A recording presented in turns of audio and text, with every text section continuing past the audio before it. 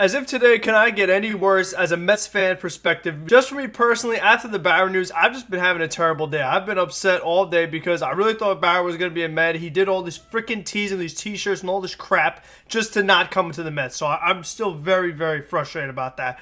But then just to add insult to injury, the Atlanta Braves have finally re-signed Marcell Ozuna a 4-year deal of $65 million with a $15 million option to make it a total of a 5-year, $80 million deal.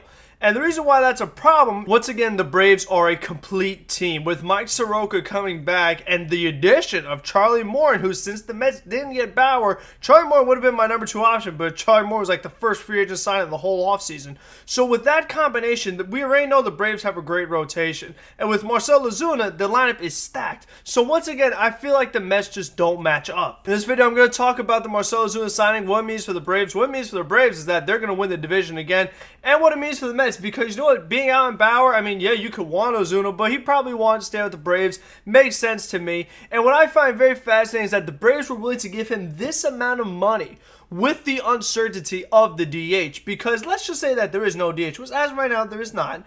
Marcell Ozuna is going to be in the field every day. So you're going to have a defensive liability in left field if you are Atlanta. Also, don't forget that the Washington Nationals signed Kyle Schwarber earlier in this offseason. So with no DH, Kyle Schwarber at left field for Washington. So now you have 2 very bad defensive left fielders in your division, which makes the case that you could just leave Dom Smith alone in left field and be like, listen, if everyone wants to have bad defense in left field, we'll have bad defense too, but at least we also have good offense. Just so we have lineups that could compete with these other good lineups in the division. That makes plenty of sense to me. You leave Nemo in center field, whatever. I mean, listen, Mets got a bunch of money to spend on defensive late game center field replacement right now, assuming that there is no DH. 2 problems right now is that number 1, Jackie Brad is asking for way too much money. And number 2, I'm not doing it if there's no DH. It's just a waste of money because now re-signing Lindor and Conforto, like re-signing Lindor was the number 1 priority regardless, but now re-signing Conforto has to be a bigger priority with Bauer off the board. I mean, it really just changes the whole mindset of the team. At least for me, it does. It completely changed the mindset of the team because that's $40 million more than you have to play with. Because if Bauer somehow accepted the deal, that's $40 million you don't have for Conforto or for Syndergaard or for whoever. So with that $40 million, what are you going to do? The Dodgers got stronger. The Braves are still very strong. So, I mean, the Padres have gotten a lot stronger this offseason. The National League is going to be tough for the Mets. And as of right now, the way their team is constructed, they are banking on Noah Syndergaard and Marcus Stroman to be their best selves, which is no guarantee. Syndergaard came off the Tommy John surgery. Marcus Stroman didn't pitch last year, and even when he was a Met, he was very inconsistent. And Noah Syndergaard in 2019 wasn't consistent. So I just think that they're taking some big-time risks right now, and the bullpen, I still don't love it because you're taking a risk again with Edwin Diaz. I know Bauer would have been a risk, but I just think that as of right now, they have a lot of risky guys on their team. I just don't like that. I feel like I know Marcell Ozuna is going to perform. I know Mike Soroka is going to perform. So, like, with the Braves, you just feel like they're going to win the division again. So, the Mets, like, there's upside. Like, if these guys are the best selves, yeah, the Mets could be good. But we've said that in the past a lot of times with the Mets. Oh, if this guy's healthy. Oh, if this guy gets back to where he was however many years ago. I don't want to think like that anymore. I want to have these guys that's like, you know what? These are good players. We know they're good. And so many people say, oh, get Suarez, get Castillo, get all these players. Oh, get Jose Ramirez. People say, get Jose Ramirez.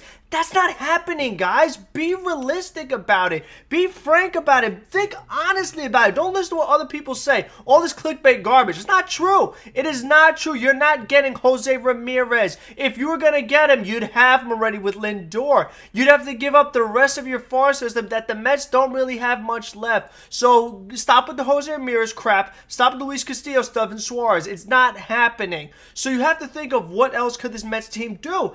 And I got to tell you, look at what's out there and what these guys want. I saw today Andy Martino, who, you know, is not Mr. Reliable, but he said that it looks like the Mets are not interested in Taijuan Walker.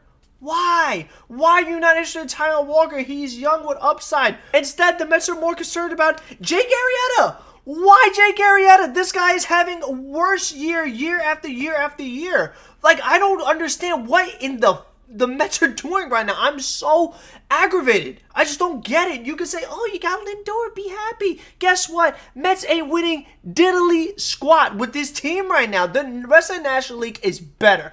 And if they keep the team the way this is right now, and they don't do anything big, and when the Mets lose, I will be the first one to say I told you so. And as a diehard Met fan, I say that because I am realistic. I'm honest about it. I don't just say, oh, I know my team is good. Oh, everything's going to work out. It's all flowers and peaches, you know, whatever the heck you want to call it.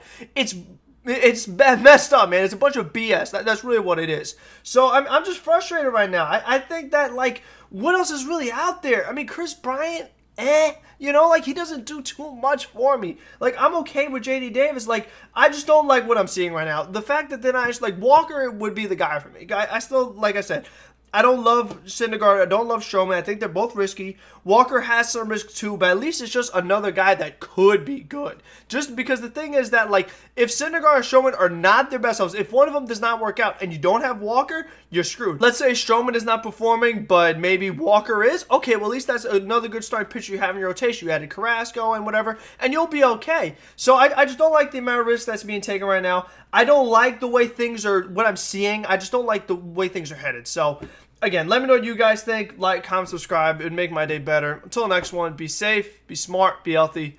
Let's go, Mets.